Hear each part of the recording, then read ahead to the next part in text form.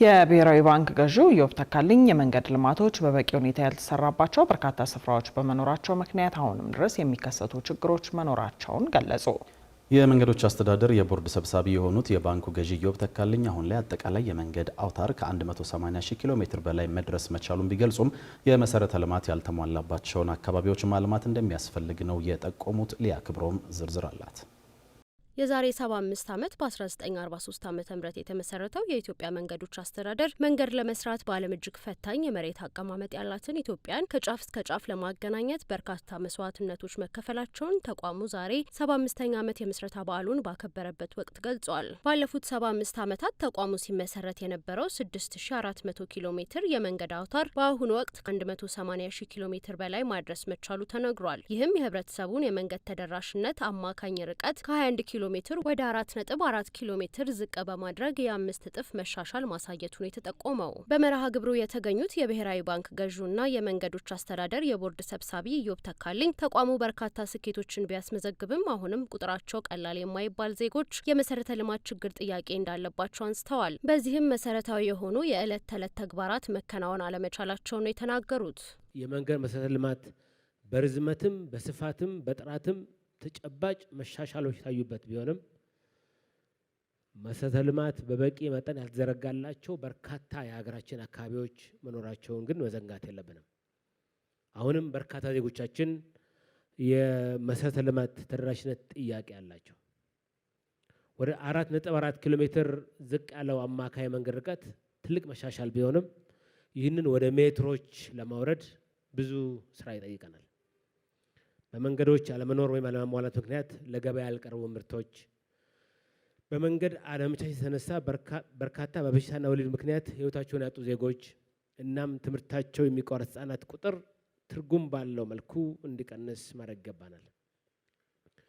የመንገዶች መስፋፋትና ፍትሃዊ ተደራሽነት እነዚህን ተግዳሮቶች ለመቅረፍ በእጅጉ እንደሚረዳ ይታመናል። አክለውም ችግሮቹን ለመቅረፍ ተቋማት በግልጽነትና የተመደበውን በጀት በአግባቡ በመጠቀም ሊሰሩ እንደሚገባ ነው የገለጹት። ኢኮኖሚያችን በፍጥነትና በቀጣይነት እያደገ ይገኛል። የህዝባችን ቁጥር በእጅጉ ጨምሮ በአሁኑ ጊዜ በህዝብ ብዛት በአፍሪካ በሁለተኛ ደረጃ ላይ እንገኛለን። የመንገድ ልማት ውጤታማነት በተቋማት የአሰራር ጥራትና ተጠያቂነት ላይ የተመሰረተ ነው። ስለሆነም ግልጽነት፣ ተጠያቂነት፣ ቀልጣፋ የውሳኔ አሰጣጥን በመረጃ ላይ የተመሰረተ የፕሮጀክት አመራርን ማጠናከር ይገባናል። የመንገድ ልማት ከፍተኛ የህዝብ ሀብት የሚጠይቀው መሆኑ የሚመደበው ሀብት ለታለመለት ዓላማ በብቃት እንዲውል የተጠናከረ የአፈጻጸም ክትትልና የተጠያቂነት ስርዓት መዘርጋት ማጠናከር ያስፈልጋል። መንግስት አሁን ላይ ለዘመናዊ የመንገድ ስራ የሰጠውን ትኩረትና የበጀት ድልድል በመጠቀም በመንገድ አለመሟላት ምክንያት የሚከሰቱ ችግሮችን ለመቅረፍ መሰራት እንዳለበት በመድረኩ ተነስቷል። የኢትዮጵያ መንገዶች አስተዳደር ዋና ዳይሬክተር ኢንጂነር መሐመድ አብዱራህማን የመንገድ ስራ ውጤታማነት በኪሎ ሜትር ብቻ ሳይሆን ዜጎች በየዕለቱ በሚያከናውኑት ተግባር እንደሚለካ ነው የተናገሩት። የመንገድ ልማት ውጤቱ በኪሎ ሜትር ብቻ አይለካም። የገበሬን ምርት ወደ ገበያ፣ የተማሪን ጉዞ ወደ ትምህርት ቤት፣ የሁማንን ተደራሽነት ወደ ሕክምና ተቋማት፣ የኢንቨስትመንትን መስፋፋት እና የህዝቦችን ትስስር በማጠናከር የሀገራችንን ኢኮኖሚያዊ፣ ማህበራዊ ለውጥ ያፋጠነ መሰረታዊ ኃይል ሆኗል። ተቋሙ በመንገድ ስራ የሚታዩ ክፍተቶችንና የሚነሱ የጥራት ችግሮችን በቴክኖሎጂ በታገዘ መንገድ በቀጣይ አጠናክሮ መስራት ይገባዋል ያሉት የከተማና መሰረተ ልማት ሚኒስትር ጫልቱ ሳኔ የከተማና የገጠር ትስስርን ማጠናከር እንደሚገባ ጠቁመዋል። በ75 ዓመታት ጉዞ ያካበተው ሰፊ ልምድና እውቀት ከዘመናዊ ቴክኖሎጂ እንዲሁም ከአዳዲስ አሰራሮች ጋር ሲቀናጅ በመንገድ መሰረተ ልማት ግንባታ ላይ የሚታዩትን የጥራት የጊዜና የፕሮጀክት አስተዳደር ክፍተቶችን በዘላቂነት ለመቅረፍ ታላቅ አቅም ይፈጥራል። ሚኒስቴር መስሪያ ቤታችን የከተማና የገጠር ትስስርን ለማስፋፋት በሚደረገው ሁለንተናዊ ጥረት ውስጥ የመንገድ ልማትን ቀዳሚው ስፍራ አድርጎ ይዞታል።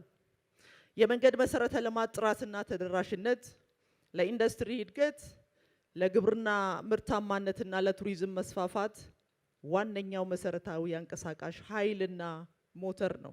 የአስተዳደሩ ዋና ዳይሬክተር መሐመድ አብዱራህማን ተቋሙ በቀጣይ ዓመታት መንገዶችን በጥራትና በዘመናዊ መንገድ እንደሚገነባም ነው የተናገሩት። ዛሬ ዓለም በፍጥነት እየተለወጠ ይገኛል። የዲጂታል ቴክኖሎጂ፣ የሰው ሰራሽ አስተውሎ፣ የአረንጓዴ መሰረተ ልማት ከአየር ንብረት ለውጥ ጋር የሚጣጣሙ የግንባታ ስርዓቶች እና ዘመናዊ የትራንስፖርት አውታሮች የወደፊቱን የልማት አቅጣጫ እየቀረጹ ናቸው። ተቋማችንም ይህንን ለውጥ ተከትሎ ራሱን በቀጣይነት ማዘመኑን ይቀጥላል። በቀጣዮቹ ዓመታት ትኩረታችን መንገዶችን በብዛት መገንባት ላይ ብቻ ሳይሆን በጥራት፣ በዘላቂነት፣ በደህንነት፣ በአካባቢ ጥበቃና በዘመናዊ የንብረት አስተዳደር መርሆች ላይ የተመሰረተ ይሆናል።